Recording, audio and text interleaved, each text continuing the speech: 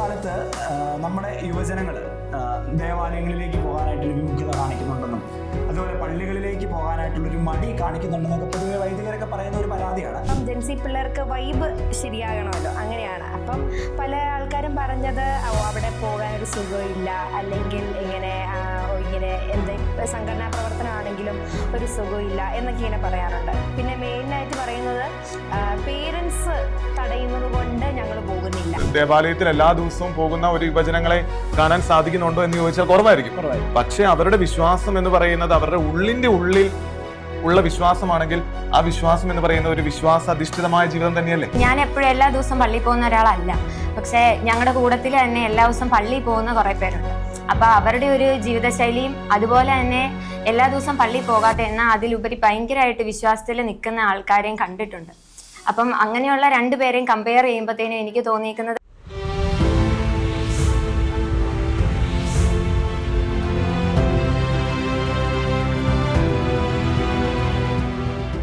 ഈശോ മിശിഹായ്ക്ക് സ്തുതിയായിരിക്കട്ടെ.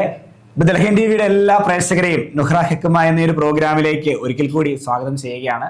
നമുക്കറിയാവുന്നതുപോലെ ബത്ലഹേം ടി വി കഴിഞ്ഞ കുറേ നാളുകളായിട്ട് യുവജനങ്ങൾക്ക് വേണ്ടി മാത്രം പ്രത്യേകമായിട്ട് അണിയിച്ചൊരുക്കുന്ന ഒരു പ്രോഗ്രാമാണ് നുഹ്റ ഹിക്മ ദ ലൈറ്റ് ഓഫ് വിസ്ഡം. ഇന്നത്തെ ഈ ഒരു എപ്പിസോഡിൽ നമ്മളോടൊപ്പം ഈ ഒരു ചർച്ചയിൽ പങ്കെടുക്കുന്നത് എഡ്വിൻ ചേട്ടൻ, അതുപോലെ തന്നെ സോന, റിയ, നിങ്ങളുടെ കൂടെ എൻ്റെ പേര് ആൽബിൻ കൊട്ടാരം. നമുക്കിവരെ ഒന്ന് പരിചയപ്പെടാം. ഈശോ മിശിഹായ്ക്ക് സ്തുതിയായിരിക്കട്ടെ. എൻ്റെ പേര് എഡ്വിൻ ജോസി. ഞാൻ നിലവിൽ സെൻറ്റ് പീറ്റേഴ്സ് ഹയർ സെക്കൻഡറി സ്കൂളിലെ അധ്യാപകനായിട്ട് ജോലി ചെയ്യുന്നു. 2024 zero Malabar youth movement SMIM സംഘടനയുടെ രൂപത പ്രസിഡന്റ് ആയിരുന്നു. എഡ്വിൻ ചേട്ടാ, വെൽക്കം. Thank you. എൻ്റെ പേര് സോനായി മാത്യു. എൻ്റെ വീട് കടപ്ലാമറ്റം. ഞാൻ നിലവിൽ PG കഴിഞ്ഞിട്ട് നിൽക്കുകയാണ്. 2026-28 SMIM പാലാ രൂപത സമിതിയുടെ ജനറൽ സെക്രട്ടറിയാണ് ഞാൻ നിലവിൽ. സോന, ഈ ഒരു ഷോയിലേക്ക് പ്രത്യേക സ്വാഗതം. ഈശോ മിശിഹായ്ക്ക് സ്തുതിയായിരിക്കട്ടെ. എൻ്റെ പേര് റിയ. ഞാനിപ്പോൾ MAD ചെയ്തുകൊണ്ടിരിക്കുകയാണ്. നിലവിലെ SMIM രൂപത സമിതിയുടെ സെക്രട്ടറി ആയിട്ട്. റിയ, വെൽക്കം.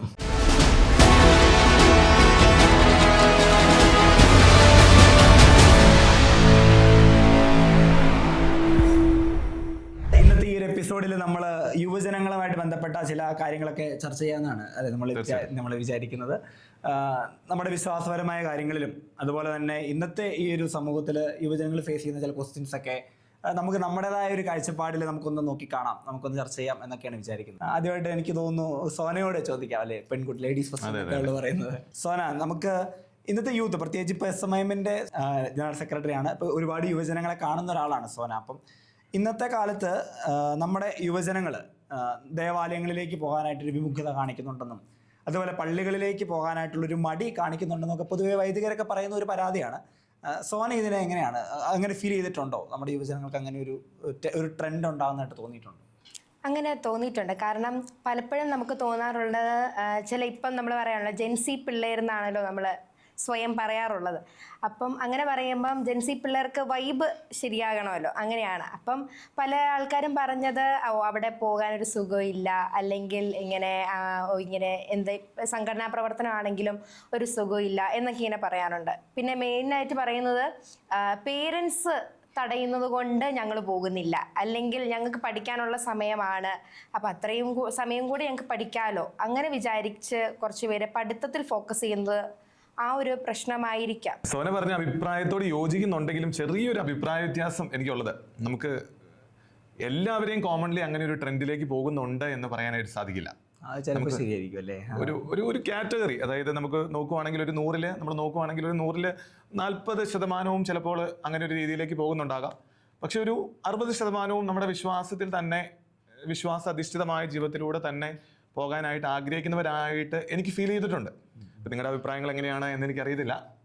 ഈ വിശ്വാസാധിഷ്ഠിതമായിട്ട് ജീവിക്കുന്നു പറയുമ്പോഴും എനിക്ക് തോന്നുന്നു നമ്മൾ വിശ്വാസാധിഷ്ഠിതമായിട്ട് ജീവിക്കുന്നു എന്നുള്ള ഒരു തോന്നിപ്പിക്കലാണോ എന്നെനിക്ക് ചിലപ്പോൾ തോന്നിയിട്ടുണ്ട്. അതെ, നമ്മളെ സംബന്ധിച്ച് പ്രകടമാക്കുക എന്നുള്ളതല്ലല്ലോ. ഇപ്പൊ നമ്മള് ദേവാലയത്തിൽ എല്ലാ ദിവസവും പോകുന്ന ഒരു യുവജനങ്ങളെ കാണാൻ സാധിക്കുന്നുണ്ടോ എന്ന് ചോദിച്ചാൽ കുറവായിരിക്കും. പക്ഷെ അവരുടെ വിശ്വാസം എന്ന് പറയുന്നത് അവരുടെ ഉള്ളിന്റെ ഉള്ളിൽ ഉള്ള വിശ്വാസമാണെങ്കിൽ ആ വിശ്വാസം എന്ന് പറയുന്ന ഒരു വിശ്വാസ അധിഷ്ഠിതമായ ജീവിതം തന്നെയല്ലേ. എനിക്ക് തോന്നുന്നു കുറച്ചുകൂടി അതിൻ്റെ മറ്റൊരു വശം കൂടെ ഞാൻ കണ്ടിട്ടുണ്ട്. അതായത് നമ്മൾ വിശ്വാസാധിഷ്ഠിതമായിട്ട് ജീവിക്കാനായിട്ട് ആഗ്രഹിക്കുന്നു എന്ന് പറയുന്നു, ദേവാലയം എല്ലാ ഞായറാഴ്ചയും പള്ളിയിൽ പോകുന്നു, നമ്മൾ എല്ലാത്തിനോടും ചേർന്ന് നിൽക്കുന്നു, ഞാനൊരു വിശ്വാസിയാണെന്ന് ഏറ്റു പറയുന്നു, ഞാൻ ഈശോയിൽ വിശ്വസിക്കുന്നുണ്ട്, ദൈവത്തിൽ വിശ്വസിക്കുന്നുണ്ടെന്നൊക്കെ പറയുന്നു. പക്ഷെ അത് ജീവിതത്തിൽ അവർ ഈശോയെ സ്വന്തമായിട്ടൊക്കെയിട്ടുണ്ടോ എന്നുള്ള ഒരു ക്വസ്റ്റ്യനാണ്. അതായത് എനിക്ക് അങ്ങനെ തോന്നിയിട്ടുണ്ട്. അതായത് ഈ ഈശോയെ അവർ ജീവിക്കുന്നില്ല, പക്ഷെ അവർ ലേബൽ ചെയ്യുന്നുണ്ട്. ഞങ്ങളൊരു ക്രിസ്ത്യാനിയാണ്, ഞങ്ങൾക്ക് ഞായറാഴ്ച പള്ളിയിൽ പോകുന്നത് ഞങ്ങളുടെ ഒരു കടമയാണ്, ഞങ്ങൾ മാമോദിസ സ്വീകരിച്ചവരാണ് ഞങ്ങൾ, അങ്ങനെയൊക്കെ ഒരു ഫീലുണ്ട്. പക്ഷേ അവർ ക്രിസ്ത്യാനി എന്ന് പറയുന്ന ആ ഒരു ലേബൽ മാത്രമേ കൊണ്ടു നടക്കുന്നുള്ളൂ എന്നൊരു അഭിപ്രായമുണ്ട്. എനിക്കും കൊട്ടാരം പറഞ്ഞ ഒരു വാക്കിനോട് യോജിപ്പുണ്ട്. അതായത് പള്ളിയിൽ പോകുന്നതെന്ന് പറഞ്ഞു കഴിഞ്ഞാൽ ഞാൻ എപ്പോഴും എല്ലാ ദിവസവും പള്ളിയിൽ പോകുന്ന ഒരാളല്ല. പക്ഷേ ഞങ്ങളുടെ കൂട്ടത്തിൽ തന്നെ എല്ലാ ദിവസവും പള്ളിയിൽ പോകുന്ന കുറേ പേരുണ്ട്. അപ്പോൾ അവരുടെ ഒരു ജീവിതശൈലിയും അതുപോലെ തന്നെ എല്ലാ ദിവസവും പള്ളിയിൽ പോകാത്ത എന്നാൽ അതിലുപരി ഭയങ്കരമായിട്ട് വിശ്വാസത്തിൽ നിൽക്കുന്ന ആൾക്കാരെയും കണ്ടിട്ടുണ്ട്. അപ്പം അങ്ങനെയുള്ള രണ്ടുപേരെയും കമ്പയർ ചെയ്യുമ്പോഴത്തേനും എനിക്ക് തോന്നിയിരിക്കുന്നത് പള്ളിയിൽ പോയി ഞാൻ എന്നും പള്ളിയിൽ പോകുന്നുണ്ട്, അല്ലെ ഞാൻ ഭയങ്കരമായിട്ട് പ്രാർത്ഥിക്കുന്നുണ്ട് എന്ന് പുറമെ ഭയങ്കരമായിട്ട് പ്രകടിപ്പിക്കുന്നതിലൂടെ നമ്മൾ വിശ്വാസികളാണ്, അല്ലെ നമ്മുടെ കഴിഞ്ഞ ദിവസം ഞാനൊരു കുടുംബത്തിൽ പോകാനിടയായി. അപ്പം അവിടെ ഉള്ള ഒരു അപ്പച്ചൻ എന്നോട് ചോദിച്ചു, എന്തിനാണ് എല്ലാ ദിവസവും പള്ളിയിൽ പോകുന്നത്, എല്ലാ ദിവസവും പള്ളിയിൽ പോകേണ്ട ആവശ്യമുണ്ടോ, അതിൻ്റെ ആവശ്യം എന്താണ്, എന്തുകൊണ്ടാണ് പോകുന്നത്? പരിശുദ്ധ കുർബാന കൂടാനും പിന്നെ ഈശോയെ കാണണമെന്നുള്ളൊരു ഉള്ളിൽ ആഗ്രഹം വെച്ചിട്ടും ആയിട്ടായിരിക്കും നമ്മുടെ പള്ളി. എല്ലാ ദിവസവും ഈ പരിശുദ്ധ കുർബാന സ്വീകരിക്കേണ്ട ആവശ്യം, അല്ലെങ്കിൽ പരിശുദ്ധ കുർബാന സ്വീകരിക്കുന്നത് എന്തിനു വേണ്ടിയിട്ടാണ് ഈ പരിശുദ്ധ കുർബാന സ്വീകരിക്കുന്നത്? ചേട്ടൻ്റെ അഭിപ്രായത്തിൽ എന്തിനാണ് ഈശോയെ നമ്മൾ സ്വീകരിക്കുക, ഈശോയെ നമ്മുടെ നിത്യജീവിതത്തിൽ നമ്മുടെ ഭാഗമാക്കുക എന്നുള്ള ഒരു മനോഭാവം നമ്മളിൽ വളർത്തിയെടുക്കുവാനും അല്ലെങ്കിൽ ആ ഒരു മനോഭാവത്തിലൂടെ ജീവിക്കുവാനും വേണ്ടിയാണ് നമ്മൾ വിശുദ്ധ കുർബാന, അല്ലെങ്കിൽ ഈശോയുടെ മരണം, പീഡാനുഭവം, ഉദ്ധാനം, ഇതാണല്ലോ നമ്മൾ വിശുദ്ധ കുർബാനയിൽ അനുസ്മരിക്കുന്നത്. അപ്പം എല്ലാ ദിവസവും നമ്മൾ ഈശോയുടെ കൂടെ ആയിരിക്കുവാനും ഈശോയെ സ്വീകരിക്കുവാനും വേണ്ടിയാണ് നമ്മൾ വിശുദ്ധ കുർബാനയിൽ എല്ലാ ദിവസവും പങ്കെടുക്കുന്നത്. എന്നെ സംബന്ധിച്ചിട്ടാണെങ്കിൽ ഞാൻ എല്ലാ ദിവസവും ഫുഡ് കഴിക്കുന്നുണ്ട്. അതുപോലെ തന്നെ അതായത് എനിക്ക് ഈശോ എന്ന് പറഞ്ഞു കഴിഞ്ഞാൽ എൻ്റെ മനസ്സിന് അല്ലെങ്കിൽ എൻ്റെ മനസ്സിനൊരു ഫുഡ് പോലെയാണ് ഞാൻ ഈശോനെ കരുതുന്നത്. എനിക്കൊരു വിഷമം, എനിക്കൊരു വിഷമം വരുമ്പോൾ അല്ലെങ്കിൽ അങ്ങനെയുള്ളൊരു സാഹചര്യം വരുമ്പോൾ അത് കൂടാതെ എനിക്കെല്ലാം തുറന്നു പറയാൻ പറ്റുന്ന ഒരാളെന്നുള്ള രീതിയിൽ അതുപോലെയാണ് ഞാൻ ഈശോയെ കാണുന്നത്. അപ്പം എന്നെ സംബന്ധിച്ചിപ്പം എല്ലാ ദിവസവും പള്ളിയിൽ പോകണമെന്ന് ആഗ്രഹമുണ്ട്, പക്ഷേ എനിക്ക് എല്ലാ ദിവസവും സാധിക്കാറില്ല, അത് സത്യമായിട്ടുള്ള കാര്യമാണ്.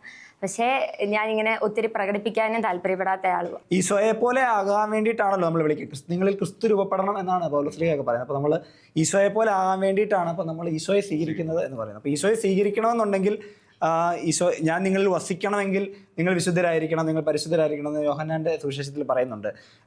നിങ്ങൾക്ക് വിശുദ്ധി വേണം, അല്ലെങ്കിൽ അങ്ങനെ വിശുദ്ധി കൂടാതെ ആർക്കും കർത്താവിനെ പ്രീതിപ്പെടുത്താനായിട്ട് പറ്റില്ല എന്നൊക്കെ പറഞ്ഞു. അപ്പോൾ നമ്മൾ വിശുദ്ധിയോടുകൂടി വിശുദ്ധ കുർബാന സ്വീകരിക്കുമ്പോൾ ഈശോ നമ്മുടെ ഉള്ളിൽ വന്ന് വസിക്കുന്നു, പിതാവ് നമ്മുടെ ഉള്ളിൽ വന്ന് വസിക്കുന്നു എന്നൊക്കെയുള്ള അവസ്ഥയാണ്. അപ്പോൾ അപ്പച്ചൻ എന്നോട് വളരെ വിഷമമായിട്ട് പറഞ്ഞൊരു കാര്യം, പലരും ഈ ക്വസ്റ്റ്യൻ ചോദിക്കുമ്പോൾ ഉത്തരം പറയാനായിട്ട് നമ്മുടെ പല വൈദികർക്ക് പോലും പറ്റുന്നില്ല. എന്തിനാണ് പള്ളിയിൽ പോകുന്നത്? ആ പള്ളിയിൽ എല്ലാ ദിവസവും പോകണം, അതുകൊണ്ട് പോകുന്നു, അല്ലെങ്കിൽ എല്ലാ ദിവസവും കുർബാനയ്ക്ക് പോകുന്നത് നല്ലതാണ്, അതുകൊണ്ട് പോകണം, അല്ലെങ്കിൽ അങ്ങനെ പറഞ്ഞിട്ടുണ്ട് അതുകൊണ്ട് പോകണം, അങ്ങനെയൊക്കെ പറയുന്നുള്ളൂ. അതിനപ്പുറത്തേക്ക് ഒരു കൃത്യമായ ഉത്തരം കൊടുക്കാനായിട്ട് പലപ്പോഴും നമ്മുടെ മതാധ്യാപകർക്ക് പറ്റുന്നില്ല, അതുപോലെ നമ്മുടെ വൈദികർക്ക് പറ്റുന്നില്ല. ആ ഒരു അവസ്ഥയിലേക്ക് പോകുന്നു എന്നുള്ള ഒരു വലിയ അപകടം നമ്മുടെ സഭയിൽ കടന്നുകൂടിയിട്ടുണ്ട്. പിന്നെ ഈ വിശുദ്ധ കുർബാനയുടെ ഒരു പ്രാധാന്യം ഇന്നത്തെ കുട്ടികൾക്ക് അറിയാമോ എന്ന് ചോദിച്ചു കഴിഞ്ഞാൽ ഒരു പക്ഷേ അതൊരു ചോദ്യത്തിന് ചിഹ്നമായിട്ട് തന്നെ തുടരുന്ന ഒന്നാണ്, അല്ലേ? വിശുദ്ധ കുർബാനയിൽ നമ്മൾ പറഞ്ഞു ഈശോയുടെ ജനനം, മരണം, ഉദ്ധാനം, പീഡാനുഭവം എല്ലാം നമ്മൾ അനുസ്മരിക്കുന്നു, അല്ലേ? അപ്പോൾ ഒരു വേദപാഠം പഠിക്കുന്ന ഒരു കുട്ടിയെ സംബന്ധിച്ച് ആ കുട്ടി വിശുദ്ധ കുർബാന കാണുമ്പോൾ ഈ ഒരു ഫീൽ അവരിലേക്ക് എത്തിച്ചേരുന്നുണ്ടോ എന്നുള്ളത് ഒരു ചോദ്യമായിട്ട് തന്നെ ഞാൻ ചോദിക്കാൻ ആഗ്രഹിക്കുകയാണ്. ഇപ്പോൾ അതൊരു ഫീലാണോ എന്നുള്ളതാണ് എനിക്കൊരു സംശയം. അതൊരു ഫീലിങ്സിന്റെ തലത്തിൽ മാത്രം നിൽക്കുന്നതാണോ, അതൊരു ബോധ്യവും കൂടിയല്ലേ? ആ ഒരു രീതിയിൽ കുട്ടികളുടെ അടുത്ത് എത്തുന്നില്ല. സൺഡേ സ്കൂളിലാണെങ്കിലും അതെ, ചേട്ടായി പറഞ്ഞ പോലെ തന്നെ, അതായത് ഇപ്പം ഞങ്ങളുടെയൊക്കെ സൺഡേ സ്കൂളിൽ മാർക്ക് വാങ്ങിക്കാൻ വേണ്ടി ഉറക്ക പ്രാർത്ഥനയിലും പാട്ടുപാടും, അങ്ങനെ അതെ അതിനുവേണ്ടിയാണ് ശരിക്കും. അല്ലാതെ പിള്ളേർക്കൊരു ബോധ്യം കിട്ടുന്നില്ല. പള്ളിയിലൊക്കെ ആണെങ്കിലും അധ്യാപകരാണെങ്കിലും അച്ഛന്മാരാണെങ്കിലും പറഞ്ഞു കൊടുക്കുമ്പോഴും ഉറക്ക പാട്ട് പാടണം, ഉറക്ക പ്രാർത്ഥിക്കുന്ന പറഞ്ഞേ. നമ്മൾ കാറിൽ പോയി പ്രാർത്ഥിക്കുന്നതല്ലല്ലോ, നമ്മൾ മനസ്സിൽ നിന്ന് പ്രാർത്ഥിക്കുന്നതല്ലേ പ്രാർത്ഥന. പക്ഷെ അതിന്റെ ഒരു വശം നമ്മൾ നോക്കുമ്പോഴേ കാറ്റഗീസം എന്ന് പറയുന്ന അല്ലെങ്കിൽ സൺഡേ സ്കൂൾ എന്ന് പറയുന്നതിൽ മാത്രം നമുക്ക് ഒതുക്കി ഇതിനെ മാറ്റാൻ പറ്റില്ല. കാരണം അത് തന്നെ. പക്ഷെ ഒരു കുട്ടിയുടെ വിശ്വാസം എന്ന് പറയുന്നത് അതിന്റെ ഏറ്റവും ബേസ് ലെവൽ എന്ന് പറയുന്നത് കുടുംബത്തിലാണ്. ആ കുടുംബത്തിൽ നിന്ന് കിട്ടുന്ന ആ വിശ്വാസമാണ് പിന്നീട് നമ്മൾ ഏത് കർമ്മമണ്ഡലങ്ങളിലായാലും, നമ്മൾ ജോലി ചെയ്യുന്ന സ്ഥലത്തായാലും, അല്ലെങ്കിൽ നമ്മൾ പഠിക്കാൻ പോകുന്ന സ്ഥലത്തായാലും, എവിടെയാണെങ്കിലും നമ്മൾ പിന്നീട് ജീവിക്കുന്നത് ആ ഒരു വിശ്വാസത്തെ ബേസ് ചെയ്താണ്. അപ്പോൾ കാറ്റഗിസം എന്ന് പറയുന്നത് കേവലം നമുക്ക് ഒരു ആഴ്ചയിൽ ഒരു ദിവസം 1.5 മണിക്കൂർ അല്ലെങ്കിൽ 2 മണിക്കൂർ, അവിടെ നമുക്ക് കൂടുതൽ ഒന്നും ചെയ്യാനായിട്ടില്ല. അവിടെ നമുക്ക് ജസ്റ്റ് കാര്യങ്ങളൊന്ന് പറഞ്ഞു കൊടുക്കുക എന്നുള്ളത് മാത്രമേ ഉള്ളൂ. ഈ ഒരു വിശ്വാസത്തിന്റെ അടിസ്ഥാനം കുടുംബങ്ങളിലാണ്. ഇത് നോക്കേണ്ടത് ഈ കുടുംബങ്ങളിലുള്ള മാതാവും പിതാവുമാണ്. അവര് ആ കുട്ടിയെ ഏറ്റവും മനോഹരമായ രീതിയിൽ അല്ലെങ്കിൽ വിശ്വാസാധിഷ്ഠിതമായ ജീവിതത്തിൽ അവരെ വളർത്തിയെടുക്കുവാൻ സാധിക്കുമെങ്കിൽ പിന്നീട് ആ കുട്ടി വളർന്ന് വലുതാകുമ്പോൾ ആ കുട്ടിയുടെ ജീവിതവും ഈ വിശ്വാസാധിഷ്ഠിതമായി തന്നെ മുന്നോട്ട് പോകുമെന്ന് ഞാൻ വിശ്വസിക്കുന്നു. സോന സൂചിപ്പിച്ചതുപോലെ പേരൻസിന് ഇതിനോട് താല്പര്യമില്ല. അപ്പൊ കഴിഞ്ഞ ദിവസം ഒരു അച്ഛനെ കണ്ടു. അപ്പൊ അച്ഛൻ പറഞ്ഞത് അച്ഛനുമായിട്ട് ഇങ്ങനെ വീട്ടിൽ വിളിച്ച് സൺഡേ സ്കൂളിൽ എത്തിയിട്ടില്ല, കുറെ നാളായിട്ട് ആബ്സെന്റ് ആണ്, അങ്ങനെയൊക്കെ വിളിച്ച് ചോദിച്ചപ്പോൾ അച്ഛനുമായിട്ടൊരു വഴക്കുണ്ടാക്കാനായിട്ടാണ് അത് എന്റെ കുട്ടിയുടെ കാര്യത്തിൽ ഞാൻ തീരുമാനം എടുത്തോളാം. പല പേരൻസിനുള്ള ഒരു ആറ്റിറ്റ്യൂഡാണ്. നമ്മൾ ഇപ്പൊ അച്ഛന്മാരായിക്കോട്ടെ, സിസ്റ്റേഴ്സ് ആയിക്കോട്ടെ, മതാധ്യാപകരായിക്കോട്ടെ, ഒരു മിസ്റ്റേക്ക് കൊച്ചിന്റെ ഭാഗത്തുണ്ടെന്ന് പറഞ്ഞു കഴിയുമ്പോൾ അത് അക്സെപ്റ്റ് ചെയ്യാൻ പറ്റുന്നില്ല അവർക്ക്. പലപ്പോഴും എന്ന് വെച്ചാൽ എൻ്റെ കൊച്ച് അങ്ങനെയൊന്നും ചെയ്യില്ല, എൻ്റെ കൊച്ച് എൻ്റെ കണ്ണിൽ പെർഫെക്റ്റ് ആണ്, എല്ലാവരുടെയും കണ്ണിൽ അവൻ പെർഫെക്റ്റ് ആയിരിക്കും, അല്ലെ അവൾ പെർഫെക്റ്റ് ആയിരിക്കും. സ്വയമേ കുറ്റം പറയാനോ ഇല്ലെങ്കിൽ ആ ഒരു തെറ്റ് ആ കൊച്ചിൻ്റെ ഭാഗത്തു നിന്ന് അക്സെപ്റ്റ് ചെയ്യാനുള്ള മനോഭാവം അവർക്കും ഇല്ല. അപ്പോൾ ഓപ്പോസിറ്റ് നിൽക്കുന്ന ഇപ്പം മതാധ്യാപകനായിക്കോട്ടെ ഇല്ലെങ്കിൽ നമ്മുടെ അച്ഛനായിക്കോട്ടെ സിസ്റ്റേഴ്സ് ആയിക്കോട്ടെ, അവർക്ക് ഇനിയൊരു മടുപ്പ് തോന്നും. ഓക്കെ, ഇനി എന്നാ പിന്നെ നോക്കേണ്ട ആവശ്യമില്ലല്ലോ, വീട്ടുകാർക്ക് വേണ്ടെങ്കിൽ പിന്നെ നമ്മൾ എന്തിനു പുറകെ പോകണം. എനിക്ക് തോന്നുന്നത് ഈ പറഞ്ഞതുപോലെ ഒരു കുട്ടി മാത്രം ഉള്ളത് കൊണ്ട് അവർ ലാളിച്ച് ഈ കുട്ടിയെ വളർത്തിക്കൊണ്ട് വരും. പണ്ടൊക്കെ കാരണന്മാർ പറയും ഒന്നേ ഉണ്ടെങ്കിൽ ഒലക്കൊക്കെ അടിക്കണം എന്ന് പറയും. ശരിക്കും ഒന്നല്ല, അതിൽ കൂടുതൽ കുട്ടികളുണ്ടെങ്കിൽ ചിലപ്പോൾ ഈ ഒരു ബുദ്ധിമുട്ടിലേക്ക് ശരിക്കും പോകില്ല. നമുക്ക് ഒരു സൈക്കോളജി രീതിയിലേക്ക് നമ്മൾ നോക്കുമ്പോൾ അതിൻ്റെ അകത്തുള്ള ഒരു പ്രാധാന്യം ശരിക്കും അങ്ങനെ തന്നെയാണ്. അതായത് ഒരു കുട്ടിയുടെ ഒരു ജനനം മുതൽ ഒരു മരണം വരെ നമ്മൾ എടുത്ത് നോക്കുമ്പോൾ നമുക്ക് ഈ കുട്ടി ഒരു കോൺസെൻട്രിക് സർക്കിൾ ആയിട്ട് നമുക്ക് പല പല സർക്കിളുകൾ ആയിട്ട് ഈ കുട്ടിയുടെ ഒരു ജീവിതം നമുക്ക് നോക്കാൻ പറ്റും. ഇപ്പം ഏറ്റവും ആദ്യത്തെ പ്രാരംഭ കാലഘട്ടത്തിൽ ഉദാഹരണത്തിന് കുട്ടിയുടെ ജനനം മുതൽ ഏകദേശം ഒരു 10 വയസ്സ് വരെയുള്ള പ്രായഘട്ടം നമ്മളൊരു കോൺസെൻട്രിക് സർക്കിളായിട്ട് നമ്മൾ മാറ്റുകയാണെങ്കിൽ ആ കുട്ടിയുടെ ഏറ്റവും കൂടുതൽ അടുത്ത് നിൽക്കുന്നതും കുട്ടി ജീവിതാനുഭവങ്ങൾ കണ്ട് മനസ്സിലാക്കുകയും ചെയ്യുന്ന മാതാപിതാക്കളായിട്ടാണ്. ശരിയല്ലേ?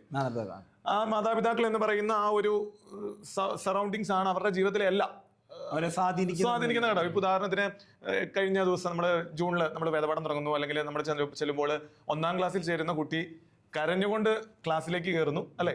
അപ്പൊ അമ്മയെ വിട്ടു പോകാനായിട്ട് വളരെ മടി, അമ്മ എൻ്റെ കൂടെ വേണം എന്ന് പറഞ്ഞ് കരഞ്ഞുകൊണ്ടിരിക്കുന്ന കുട്ടിയാണ്. ആ കുട്ടി വീണ്ടും ഇപ്പൊ നമ്മൾ പറഞ്ഞു ഒരു 10 വയസ്സിന് ശേഷം മുന്നോട്ട് വളർന്നു വരുമ്പോൾ ആ കുട്ടിയുടെ ആ കോൺസെൻട്രിക് സർക്കിളിലുള്ള ഏറ്റവും അടുത്ത ക്ലോസ് ആയിട്ട് വരുന്ന ആ മാതാപിതാക്കളെ ചെറുതായിട്ട് മാറ്റി പിന്നീട് അവരുടെ ആ ഒരു അടുത്തേക്ക് അവരുടെ ഫ്രണ്ട്സിന്റെ സ്വാധീനം കടന്നു വരികയാണ്. പിന്നെ അവർ ഒരു അഡോൾസെൻസ് ഏജിലേക്ക് വളർന്നു വരുമ്പോൾ ഏകദേശം ഒരു 12 മുതൽ 18 വയസ്സ് വരെയും നമ്മൾ ഏറ്റവും ആദ്യമേ പ്രാധാന്യം ഉണ്ടായിരുന്നു എന്ന് പറയുന്ന മാതാപിതാക്കളുടെ ആ സറൗണ്ടിങ്സിൽ നിന്ന് പൂർണ്ണമായിട്ടും വ്യതിചലിച്ച് പിന്നീട് അവരുടെ ഏറ്റവും കൂടുതൽ ക്ലോസ് ആയിട്ട് വരുന്നത് ഇവരുടെ ഫ്രണ്ട്സാണ്. ഒരു പീർ പ്രഷറിലേക്ക് അത് തന്നെ അവർ വരുന്നു. പിന്നീടുള്ള അവരുടെ ബോധ്യങ്ങളും അവരുടെ അനുഭവങ്ങളും അവർ സംസാര വിഷയമാക്കുന്നതും എല്ലാം ഈ പറയുന്ന ഈ കൂട്ടുകാരിൽ നിന്ന് കിട്ടുന്ന അനുഭവങ്ങളാണ്. അപ്പോൾ ഒരേ ഏജിലുള്ള കൂട്ടുകാരുടെ ഒരു പ്രത്യേകത എന്ന് പറയുന്നത് അവർക്ക് ജീവിതാനുഭവങ്ങളില്ല. അതായത് അവരായിരിക്കുന്ന അവസ്ഥയിൽ നിന്ന് കണ്ട് കേട്ട് വളർന്നു വരുന്ന സന്ദർഭങ്ങളാണ് അവർ ജീവിതത്തിൽ അല്ലെങ്കിൽ കൂട്ടുകാരുമായിട്ട് ഷെയർ പറയുകയും ചെയ്യുന്നത്. അപ്പൊ അവർ ഒരുപക്ഷെ അവർ എടുക്കുന്ന അല്ലെങ്കിൽ നിലപാടുകൾ അല്ലെങ്കിൽ പറയുന്ന കാര്യങ്ങൾ പൂർണ്ണമായിട്ടും ശരി എന്ന് നമുക്ക് പറയാനായിട്ട് സാധിക്കുകയില്ല. ശരിയല്ലേ? അവിടെ തെറ്റുകൾ സ്വാഭാവികമായിട്ടും സംഭവിക്കും. കുട്ടികള് പണ്ട് കാലത്തും ഇതേ പിയർ പ്രഷറിലൂടെ ഒക്കെ കടന്നു പോകുന്നുണ്ടെങ്കിലും ഇപ്പോൾ ഈ സോഷ്യൽ മീഡിയ ആണ് അതിനകത്തൊരു വലിയ ഘടകം. പണ്ടത്തെ കാലഘട്ടത്തിൽ നമ്മളിപ്പോൾ തൊട്ടുമുമ്പ് പറഞ്ഞ പോലെ തന്നെ 5ഉം 6ഉം മക്കളൊക്കെ ഉള്ളപ്പോൾ ഇവർക്ക് വീട്ടിൽ ചെന്നാണെങ്കിലും കാര്യങ്ങൾ തുറന്നു പറയാനും എൻ്റെ കൂട്ടുകാരൻ ഇങ്ങനെ പറഞ്ഞു എന്ന് പറയുമ്പോൾ ചേട്ടനോ ആരെങ്കിലോ അവരോട് ഇങ്ങനെയല്ല ഇങ്ങനെയാണ് എന്ന് പറഞ്ഞു കൊടുക്കാൻ അവിടെ ഒരു കുറച്ചും കൂടി ഒരു അടുപ്പവും അതുപോലെ തന്നെ ഒരു സ്വാതന്ത്ര്യവും അവർക്ക് ഉണ്ടായിരുന്നു. പക്ഷെ ഇന്നത്തെ കാലഘട്ടത്തിൽ അങ്ങനെയില്ല. പേരൻസിനെ സംബന്ധിച്ച് അവർക്ക് കുറച്ചും കൂടെ ജോലി തിരക്ക്, കുറച്ചും കൂടെ ഭാവി സെറ്റിലാക്കാൻ വേണ്ടിയുള്ള അവരുടെ പ്രയത്നങ്ങളാണ്. അപ്പൊ കുട്ടിയുടെ ഈ പറയുന്ന കുട്ടിക്ക് ഏറ്റവും കൂടുതൽ കിട്ടുന്ന നോളജ് എന്ന് പറയുന്നത് കൂടുതൽ ഫ്രണ്ട്സിൽ നിന്നാണ്. അപ്പൊ അത് ഷെയർ ചെയ്തു പോകാനായിട്ട് ഇന്നത്തെ കാലഘട്ടത്തിൽ ഒരു രീതിയിലും അവർക്കൊരു അവസരം ലഭിക്കുന്നില്ല എന്ന് പറയുന്ന ഒരു വാസ്തവമാണ്. ഈ കാലഘട്ടത്തിന്റെ ഒരു ചേഞ്ച് ആയിട്ടാണ് എനിക്ക് തോന്നുന്നത്. കാലഘട്ടത്തിന്റെ മാത്രമല്ല, ഇപ്പൊ ഓവർ ആയിട്ടുള്ള ഒരു ഫോൺ യൂസ് വന്നിട്ടുണ്ട്. നമ്മളൊക്കെ നേരത്തെ കുഞ്ഞിലെന്ന് പറഞ്ഞാൽ വീട്ടിൽ വരുന്ന ഞാൻ അങ്ങനെയല്ല ഉദ്ദേശിച്ചേ, ചെറുപ്പത്തില് ഞാൻ വീട്ടിൽ വരുന്നു എല്ലാം ഇങ്ങനെ പേരൻസിനോട് ആദ്യമേ ഷെയർ ചെയ്യുമായിരുന്നു, അല്ലെ സിബ്ലിങ്സുമായിട്ട് പറയും, അങ്ങനെയായിരുന്നു. പക്ഷെ ഇപ്പൊ എന്ന് പറഞ്ഞു കഴിഞ്ഞാൽ ആദ്യം വരുന്നു, ഫോൺ എടുക്കുന്നു, ഫോണിൽ ഇൻസ്റ്റ നോക്കുന്നു, വാട്സപ്പ് നോക്കുന്നു, അത് കഴിഞ്ഞിട്ട് പിന്നെയാണ് അടുത്ത സമയം അവർക്ക്. അപ്പം കുട്ടികളെ സംബന്ധിച്ചും കുട്ടികൾ വരുന്നു, അവർക്ക് എല്ലാം ഷെയർ ചെയ്യാനുള്ള ആൾക്കാരെന്ന് പറഞ്ഞാൽ സോഷ്യൽ മീഡിയയിലുള്ള ആൾക്കാരാണ്, അതുപോലെ തന്നെ പുറത്തിറങ്ങിയ ഫ്രണ്ട്സാ. അപ്പൊ ഈ 2 ഘടകങ്ങളായിരിക്കും അവരെ ഏറ്റവും കൂടുതൽ ഇൻഫ്ലുവൻസ് ചെയ്യുന്നത്. പിന്നെ ഈ നാണക്കേട് എന്നൊരു സാധനവും കൂടെ ഉണ്ടല്ലോ. അതായത് ഈ കൂട്ടുകാരുടെ ഇടയ്ക്ക് അവൻ കളിയാക്കും, ഞാൻ ഇത് ചെയ്താൽ അവൻ കളിയാക്കുമല്ലോ എന്നൊരു ചിന്തയുണ്ട്. അവൻ ചെയ്തില്ലെങ്കിൽ, അല്ലെങ്കിൽ ഇപ്പം കുർബാനയ്ക്കാണെങ്കിലും ഞാൻ ഉച്ചത്തിൽ ചെല്ലിയ അടുത്തേക്കുന്നവനെ ചിരിക്കും ഇല്ലേ? അങ്ങനെയാണ് പല പിള്ളേരും. അയ്യോ ഞാൻ എന്റെ ഒച്ച കൂടി പോയി, അപ്പൊ അടുത്ത് നിൽക്കുന്നവൻ ചിരിക്കും, അയ്യോ ആ ചിരിക്കാൻ പാടില്ല, അപ്പൊ ഞാൻ ഇച്ചിരി ഒച്ച കുറയ്ക്കും. അപ്പൊ ആ ഒരു കളിയാക്കൽ സാധനം എല്ലാ പിള്ളേരുടെയും ഒരു നാണക്കേട്. പ്രാർത്ഥിക്കാൻ ആഗ്രഹം ഉണ്ടെങ്കിലും പ്രാർത്ഥിക്കാൻ തന്നെ ആ ഒരു പ്രായത്തിലുള്ള കുട്ടികളുടെ സ്വാഭാവികമായിട്ടും വരുന്ന ഒരു ചിന്താഗതിയാണ്.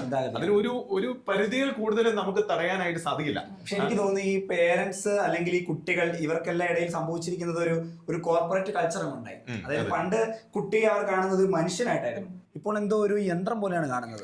അതായത് കുട്ടി ജനിക്കുക എന്ന് പറയുന്നത് അവരുടെ ജീവിതത്തിൽ സ്വാഭാവികമായി ദൈവഹിതപ്രകാരം സംഭവിക്കുന്ന ഒരു കാര്യമായിട്ടല്ല അവർ കാണുന്നത്.